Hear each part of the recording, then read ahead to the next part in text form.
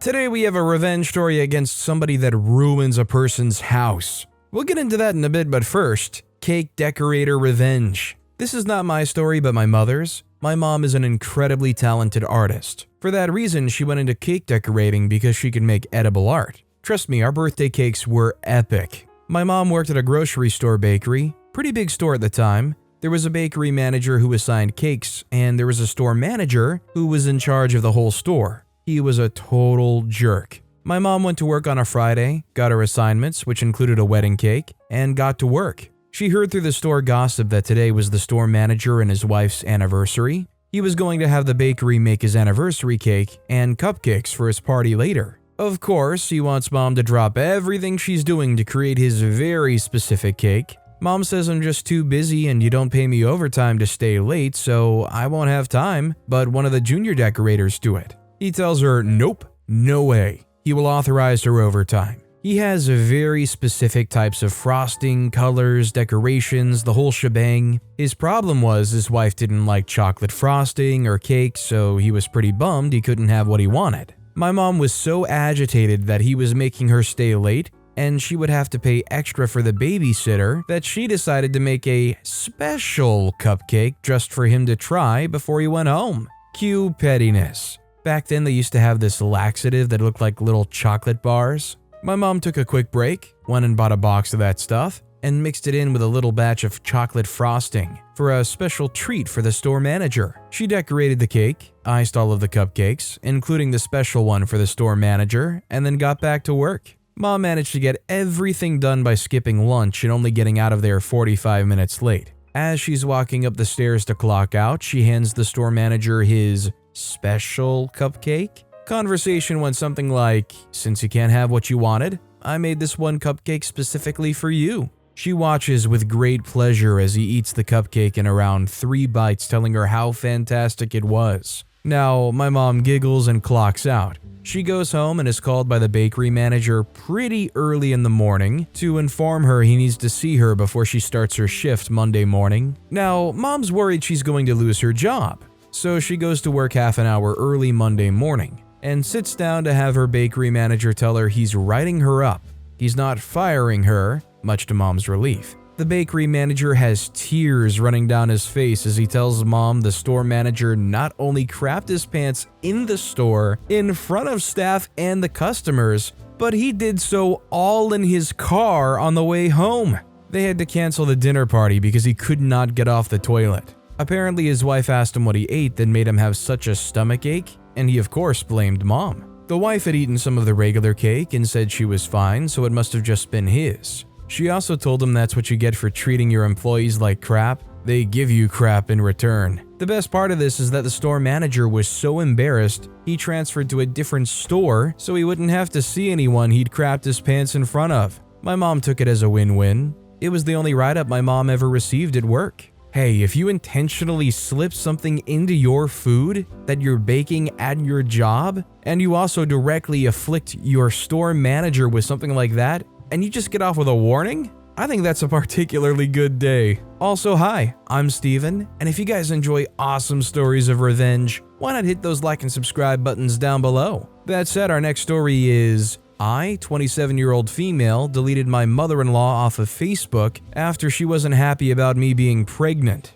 I had my baby a few months ago, and my mother-in-law has not been supportive. She doesn't talk to me and has told my husband that our child will never address her as grandma. Mother-in-law is very emotionally manipulative with a victim complex. I'm not someone that placates her delusions of her being more important than she is. Our relationship is strained and we're low contact with her. My husband's gone to therapy over the years of emotional and physical abuse he had to endure from her. Over the weekend, we went over to my husband's grandma's house for breakfast. Mother-in-law was there. After her ignoring me for most of the time, I heard my mother-in-law and my husband's grandma talking in another language. I'm not fluent, but I can get by. Mother-in-law was complaining about me and husband's grandma, told her that she needed to be nicer to me. Mother-in-law began to cry saying, I just can't do it, I just can't. She deleted me off of Facebook and I won't forgive that. My mother-in-law is a very vain individual and needs the validation from Facebook to be able to function. I had deleted her off of Facebook after we announced at Thanksgiving my pregnancy.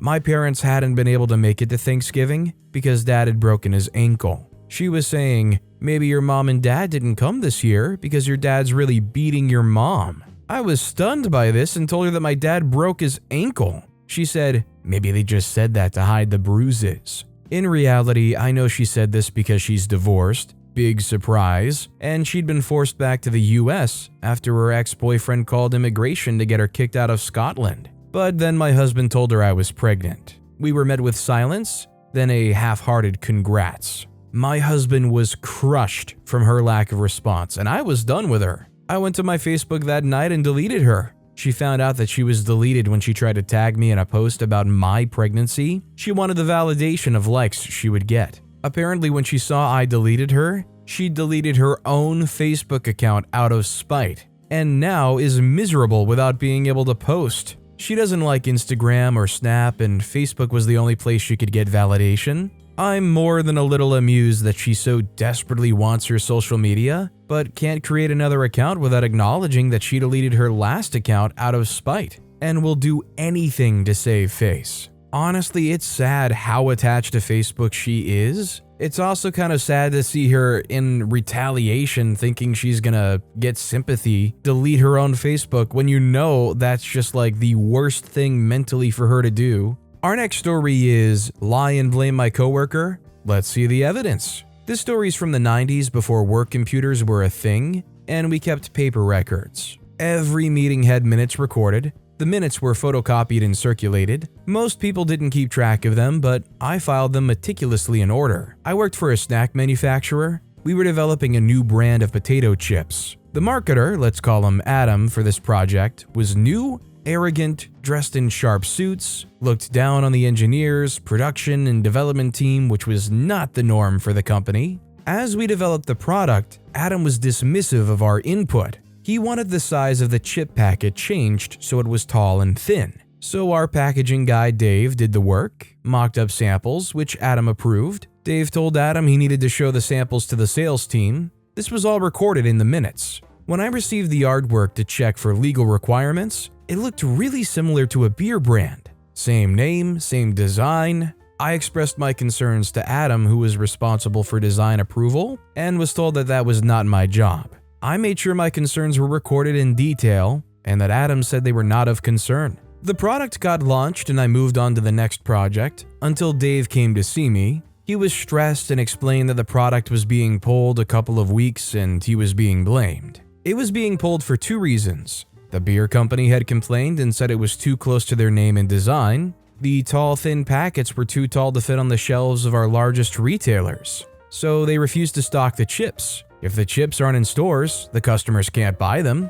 The cost of developing and pulling a product is huge. Additionally, we had $150,000 of unused packaging from the first print run, which would have to be dumped. Dave said he thought he would be sacked because Adam had met with the directors and told them it was all Dave's fault. I pulled out my file of minutes, went to see the marketing director, gave him copies. The next week, Adam was no longer at work, and his name was never mentioned again. We relaunched the chips with a marketer who listened to us. Now, I'm not gonna lie, creatively, I'm definitely somebody who can pull from other sources and be heavily inspired by other things I like and put that into what I do. But you gotta do better than just blatantly ripping off a design or copying something that you think is good. It's such a rookie mistake, you wonder how this person even got the job he's in. It's like the kind of thing the out-of-touch owner of the company who just bought it and moved in tries to do. Our next story is, coworker tries to throw me under a bus. It didn't work. This story was from several years ago when I was working in customer success for a tech startup. I was a senior customer service manager, and we hired a girl, let's call her Mary. Mary was pretty soft-spoken, and she and I shared the same cube. She was okay to work with, she knew her job and kept a low profile, she was generally okay to hang out with. And I even took her and her boyfriend to a board game cafe to chill after work. Her only problem was that she was insecure and had a major victim complex. Whenever something negative happened to her, she'd make a big deal out of it and think it was a personal attack of some sort. Our VP of sales had a pretty harsh sense of humor, which is a story of its own, and would sometimes make jokes at the expense of the employee, but he did it to everyone. Mary, on the other hand, thought she was being singled out and felt was being personally harassed, so she complained straight to the CEO. I thought that was kind of going nuclear, but the VP stopped making those mean statements, so I thought it worked out for the better. A few months later, one of the customers complained that Mary was being overly hostile. There had been a misunderstanding and, again, Mary thought she was being singled out. The director of customer service had to step in and tell Mary that was not okay, and things began to spiral very quickly. Mary started ranting about the director and the client in our cube, an open cube, people all around us could hear, and word reached our director. She was called into a meeting the next morning and told, "The company feels you're no longer a fit," and gave her 2 weeks notice to find a new job. When she got back to her desk, she goes off at me because she took "the company" to mean literally everyone in the office. She thought everyone was plotting against her and setting her up to fail. I had no idea that was coming and got blindsided when I was trying to be supportive. Then she says, "I can't stand you anymore, you've been nothing but a backstabber," and goes back to the director and says, "Forget the 2 weeks, she's quitting right away," and proceeds to unload all sorts of made-up stuff about me spreading rumors about her. If she's going down, then so am I, apparently. The director is highly skeptical because I've been at the company longer, employee number 6, and got along with everyone. Never a problem employee. She gets back to her desk, has a moment of clarity, and realizes that if she quits, she can't file for unemployment benefits or get severance, and immediately runs to the director to try to take back what she said and get back to being fired. Director tells her to pound sand. Mary goes over the director's head and goes to the CEO, who's like, "What the heck am I dealing with this for? Director, do your job," which only pees the director off more. Then Mary goes to me, and by this time I've been told what Mary had said about me, and asks me to intercede on her behalf, and starts buttering me up about how awesome I am and how much of a friend I've been to her. I don't remember what I said, but I remember her crying and me having to leave the room because I couldn't deal with it, plus not safe. She was gone the next morning. She was too ashamed to pick up her stuff. Her plants, jacket, and notebooks were all still at her desk. Honestly, this lady seemed kind of a nightmare employee, and I think everybody was happy having them gone. That said, our next story is, decided to troll an internet scammer, and I think I accidentally hit the jackpot. I got a spam text message, one of the obvious scam lead-ins, asking, "Hello, is this Jessica's phone?" I assumed it was a scam attempt, but to be civil, I replied politely that it was not. Got a series of follow-up messages explaining their assistant must have copied the number incorrectly, and apologizing for the inconvenience and introducing themselves and asking for my name. At which point I was certain that it was an attempt to scam me, so I said that I would not be providing my name. And they continued to try and engage me in conversation. So I explained who I am, a parent with a child who suffered from a life-threatening illness, and that I had to spend staggering sums of money on her care. And since I'd done him no wrong, why was he trying to defraud me of money? I kept coming back to this. Next time you look in the mirror, make a note that this is what a person looks like who tries to steal money from the parent of a sick child. I figured if there was any humanity there, I might get the chance to live rent-free in their head for a while, or maybe even encourage them to take up a more honorable profession. An hour or more passed, and they came back to me about how I was in the USA and our imperialism was responsible for all the world's problems, etc.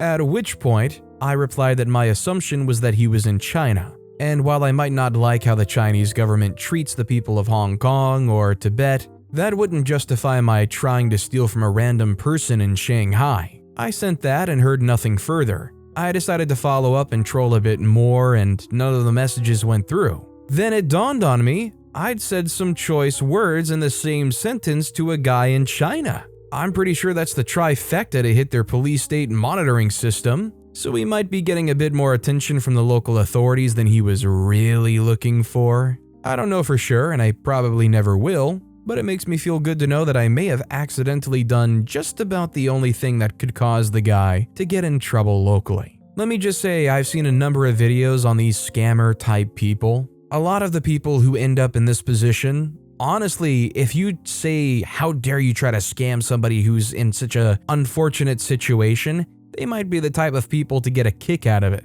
They might turn to their buddy also in this scam call center, tap them on the shoulder like, this person's crazy. That said, if it did take place in China, even if they didn't necessarily get in trouble, they probably don't want to stick around to find out. Our next story is Insufferable Coworker. I, 34-year-old female, had a coworker who was by far the most troubled person I've ever met. And I don't like calling people crazy, but oh my lord, did this girl take the cake. Let's call her Betty. Betty, 38-year-old female, would seem really cool at times, but then as you would start to talk to her more, you'd realize that she would barely listen to anything about anyone else, and would incessantly talk about herself. Not only would she talk about herself, but you could tell that she wasn't telling the truth and was making things up for attention. Some of the things Betty would make up were relatively harmless, but then she would openly trauma dump on us at our job about how many times she had been SA'd and mention it without warning, which would trigger a lot of the other employees, myself included. Betty was also terrible at the job, which our job isn't rocket science, it's customer service. I would always try to gently point her in the right direction and tell her how to properly do things, and she would get upset with me and cry. Sometimes she would throw tantrums. She wouldn't ever go in private and cry. She would get fetal right wherever she was and rock herself while hysterically crying in front of customers. This was just one incident out of so many. One day I'd asked her at the end of the night to continue helping us close because she was just staring aimlessly at the wall. She would often do this on purpose so that everyone else would do the work and so she could coast. She looked at me as if I had stabbed her mother. The next day I found out that she told our manager that I was being mean to her and bossing her around. I was so over it. I've been working in my job for almost a decade and I've never had any problems with anyone. This is when I recognized that she may have some narcissistic qualities. And since I had an abusive narcissistic ex, I decided to go no contact. Also, where I'm from, a rat is a rat, and once you tattle, I'm done with you. If I absolutely had to talk to her about work, I would. But if Betty tried to talk to me about anything personal or anything that didn't have to do with the job, I would simply walk away and not respond. At this point, I'd also found out that she had painted me as a bully to my boss when I was just trying to help her be better at the job. I'm one step down from management, and this is usually what is expected of me. So once I stopped responding to Betty and blocked her on Instagram, she was also very intrusive about online stuff. She would then get so upset, call me mean and abusive, all because I wasn't responding to her. I found out from a coworker that she said she would just love to punch me in the face. When I found this out, and I was more angry than anything, because I also found out she said this to a manager and the manager didn't do anything to protect me. Other girls have been fired in the past for saying crap like that. So out of anger, I cried to my other boss about what happened. Even though my tears were purely anger, I sort of played the victim card. I didn't want to work with this woman and most of my coworkers didn't want to either. She was sent home for the day and suspended. Then after that, they changed her schedule so that I would only have to work with her 1 day a week. After the other team had to work with her more, they realized what I'd been talking about and she ended up being fired right around the holidays. This was last year, and let me tell you, I still think about her and panic. I honestly feel like she has traumatized me, and I'm so glad she's out of my life. Thanks for listening, y'all. You know, I'm just glad that when OP went and talked to a manager or a boss about how this person is actively tanking the morale and the experience of multiple people in the workplace, they actually held her accountable and got rid of the problem. I don't know if the other boss had kind of like a favoritism type thing going on there, but kind of disconcerting to see that they didn't really do anything. You'd prefer your bosses to, when needed, be bosses. Our next story is fake hooker bills. Some flashy middle-aged guy knocked me off on my bicycle. I was shook up and scraped up pretty bad. He was nice enough to let me sit in his car while he went and bought some first aid supplies to patch me up. He also offered to reimburse me for fixing my bike. Because of that, I agreed not to call the cops for an accident report, but when I called him weeks later on the home phone number he'd given me to get the money, he denied everything and told me not to call again.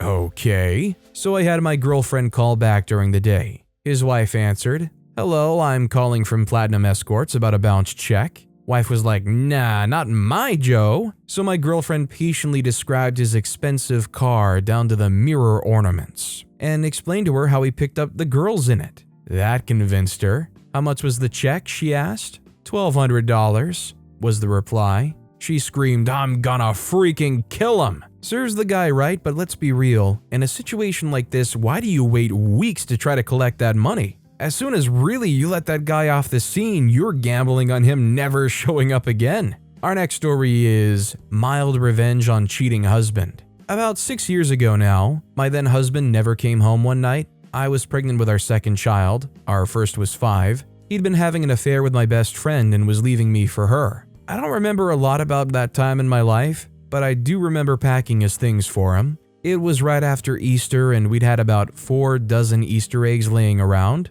I took every single one of them, put them in every pants and shirt pocket, smashed them in the pocket, folded and placed them neatly in a garage bag. We've since maintained a decent relationship to co-parent. He told me a few years later that he had that bag of clothes sitting in his car for a few weeks, and he thought there was a rotting animal in his trunk because of the smell. He had to throw all of those clothes away. We both laughed and agreed he definitely deserved it. Although the guy was immature enough to go and cheat on their partner, at least they were mature enough to look them in the face, laugh and say, "Yeah, okay, I deserve that." It's a lot more amicable than a lot of relationships end up, that's for darn sure. Our next story is, my girlfriend cheated and then asked to date us both. I took our entire apartment with me on my way out. This post made me think of a similar situation with my ex-girlfriend many years ago. Edit, to clear up confusion, I'm a woman and my ex is a woman. We're both queer women. It was my first serious relationship and we had a dog, cat, and apartment together. I was extremely dedicated to her, and I paid most of the bills and did all of the life management stuff.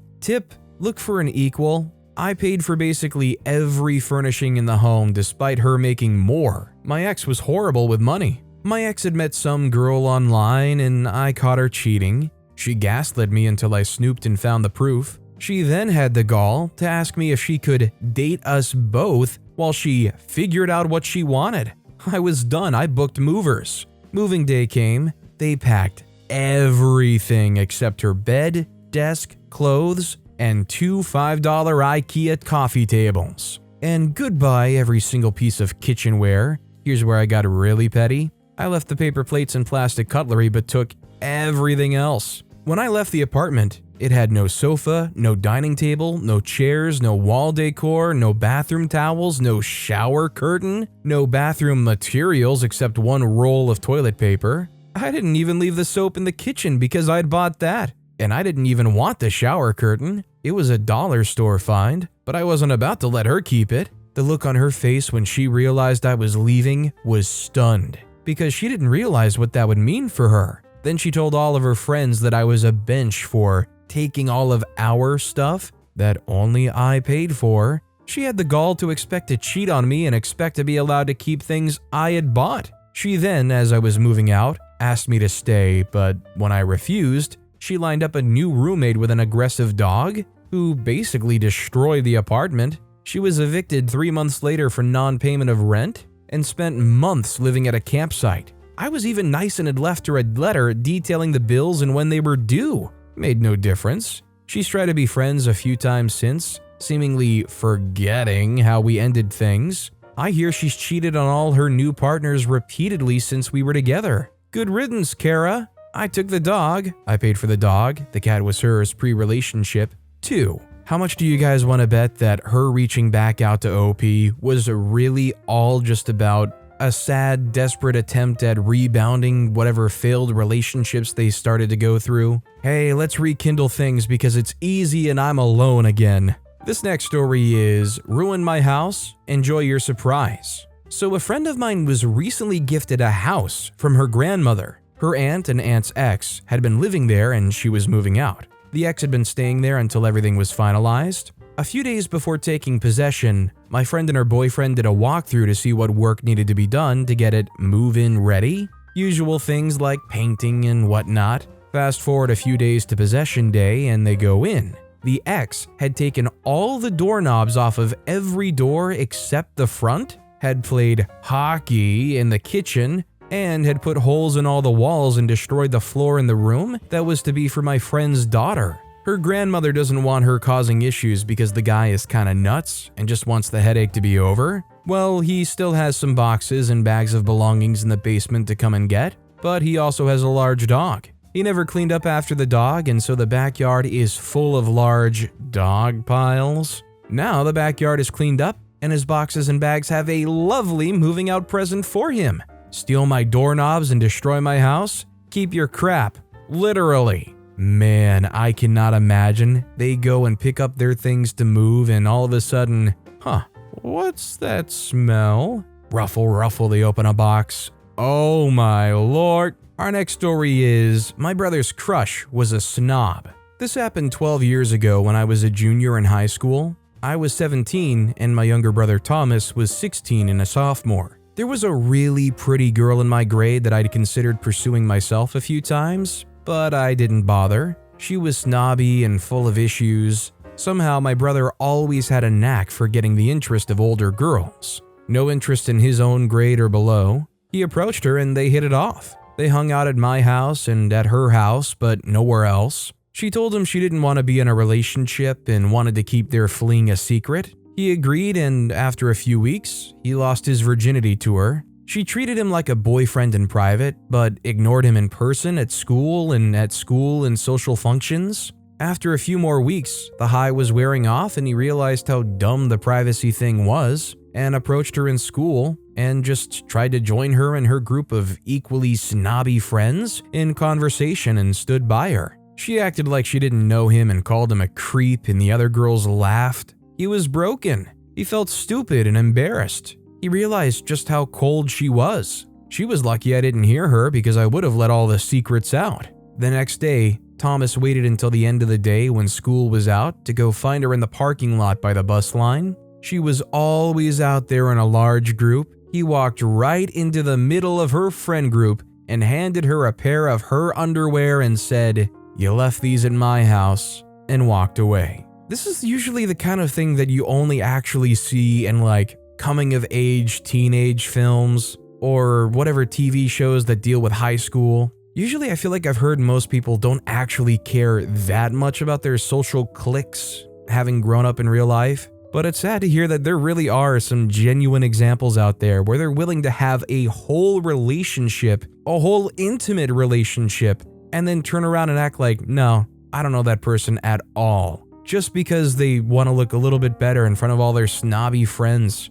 I wonder how they tried to downplay that exchange. But with that being said, that's all the time we have for today. Now, if you want to hear another awesome revenge story, check out that video on the left. Or if you missed my latest video, check out that video on the right. That said, I'll see you all next time with some more stories.